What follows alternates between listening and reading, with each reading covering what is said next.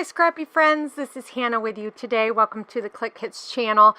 I am working on a layout using the Moonlight Sonata Kit for February.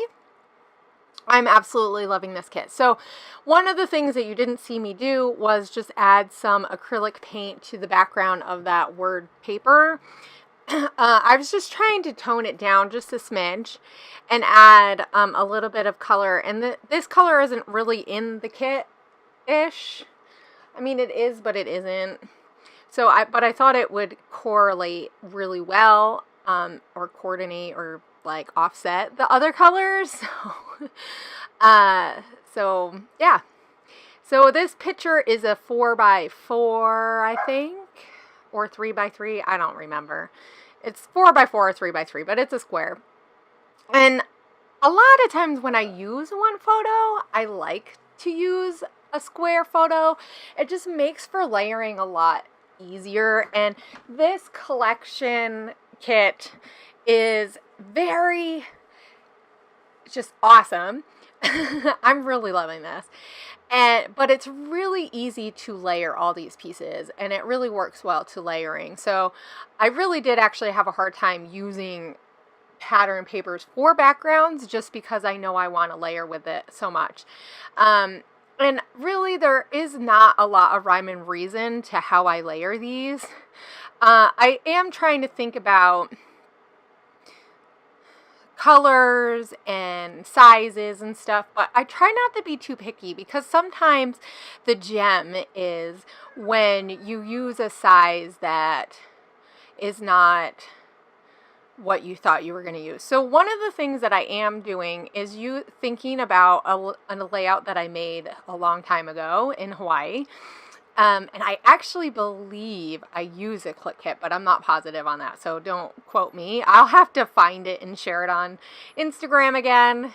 But it's a layout that I made, and I used gesso on the background and on some of the layers to tone it down, and I believe it was using cocoa vanilla, if I'm not mistaken. So like I said, I know I'll have to go and find it. But that's kind of this thought process that I was using in my head when I was building this. It's not the same. I think I used a bigger picture, and I used much bigger layers in the other one, but I wanted to keep these layers smaller, one, so I can get more out of my kit, because I don't know about you guys, but when I absolutely love a kit, I want to use it to its fullest potential, right? So if I can cut the papers down a little bit and use smaller scraps, I can get a lot more out of it. You know, cut out the middle of a piece of paper, and I do this often. And it's not because I am, on a budget, or I need to make these last, or I want to make them thinner. It really is that I want to get the most out of my kits as I can. And I absolutely love these papers, so why not be able to use them? So I'm cutting different size, the cut aparts into different sizes, trying to layer them in a way that is pleasing to my eye. Really, like I said, there's not a lot of rhyme and reason, except for just making sure that each of these papers creates an interesting edge, I guess, is really the way that I could explain at all how I do this layering.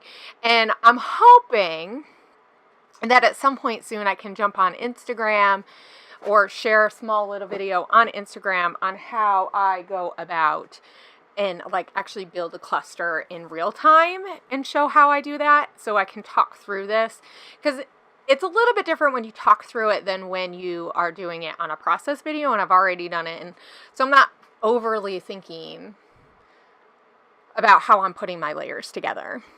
I think there's something fun and real about seeing someone do it in real time and explain how that they're building these layers. So it's what I like to call, and I've said this before, Tetris. It's like a Tetris of a pattern paper. You just take different sizes and shapes and you put them together and make them look really awesome. And I know not everyone can do this. Just like I can't, do the smushing technique, and that's okay. I think it's about finding the things that you are good at doing and just doing them, right?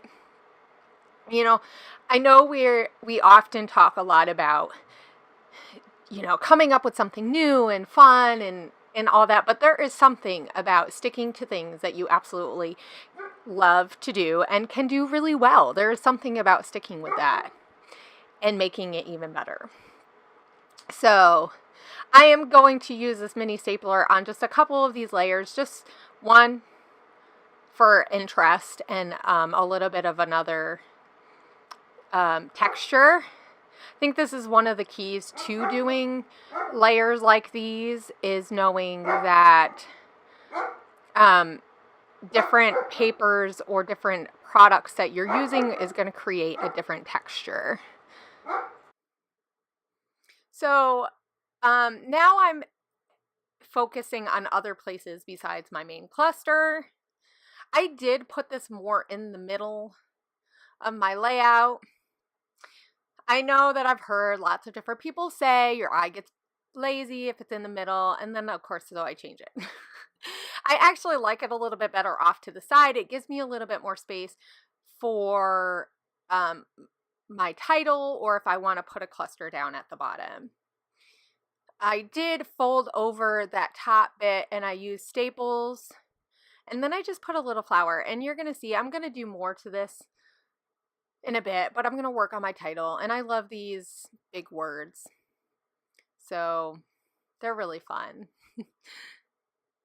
So I'm going to work with this, and then just kind of looking through my stuff. I like to keep my stuff in a dish or bowl or whatever near my spot, so I can just kind of finger through it and figure out, what do I want to use? Is there more that I want to use? And I thought about using these these leaves. The only thing, and this is weird for me to be saying this because I am the queen of using random stuff and not really caring, but I just felt like it didn't really go with my photo. So if you can't tell, and you might not be able to, this is a photo of like a trifle type of dish, and in it has layers of cake and frosting and white chocolate and raspberry. So basically, my husband was going to make me a lovely Valentine's Day dinner, and he also was going to make a dessert, and he was going to try to do little petit fours, but the little cakes were too big, but he used white chocolate as the frosting instead of using like a royal icing type of glaze, and it just didn't turn out. And so instead of throwing it all away, we made a trifle, and it still tasted awesome. I mean, it had raspberry, it had buttercream, it had white chocolate and red velvet cake. It was super, super yummy. So here I'm adding more things to the main cluster until I figure out what I'm going to do. I add this little banner. It's just cute. It adds a little bit more to that bottom part. I'm going to add that circle somewhere, I think, if I'm not mistaken. I kind of had a hard time of where I wanted to put it. As you can see, I have it near my face. Trying to figure out how I wanted to put it. And this is the thing, is sometimes you got to play around with these little pieces and just kind of figure out where it fits, where it works, and what works for you might not work for me.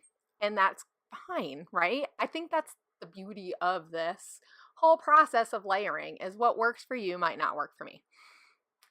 So I add that little sticker. I love their sticker sheets. I just love this collection. It's so much fun. I've had a lot of fun using it. I'm going to add these. Now, I will say that this color is not quite the same. It's blue. So I had a little bit of a problem not knowing if I actually really wanted to use those stickers with that heart, just because I feel like it was a little bit different. But in the end, I just decided to keep it because I was lazy. So, so it says Heart Day because this is for Valentine's Day. So, and later on, and I don't know if I show it, I will put journaling on the bottom. And I actually just put it right over top. I wish I had thought about that and maybe did it more where the paint was, just because I think you would have been able to read it a little bit better. But of course, do I think of this stuff ahead of time? No, I don't. and I wait, and it's all good. In the end, I mean, the journaling didn't necessarily matter, and I could always rewrite the journaling out and put it in the back or something, like behind on a pocket or something. So that is one way that you can always do journaling if you have paper like this with a lot of writing. It's pretty busy. Like I said, I could have on the blue part drawn my lines and did my journaling. I should have did that, but you know, you live, you learn. It's okay. So I'm going to take some of this concentrated watercolor from the kit. I'm going to add a little bit of water just to thin it out. I'm going to add splatters, and then I'm also going to do little doodling because it's kind of therapeutic. And it's a nice way to end and finish this layout. Just add a few like plus signs from the paper. So I added, I don't think I showed that part, but that part that I curled over, I actually cut a piece of that other pattern paper and used that to fold, like to layer on the back, so that when I folded it, it wasn't the actual pattern that was on the other side. You definitely don't need to do that. And I didn't add anything else to it, but yeah. So here is my final product. I really liked how it turned out. It's super fun. You know, I ended up moving that little tab.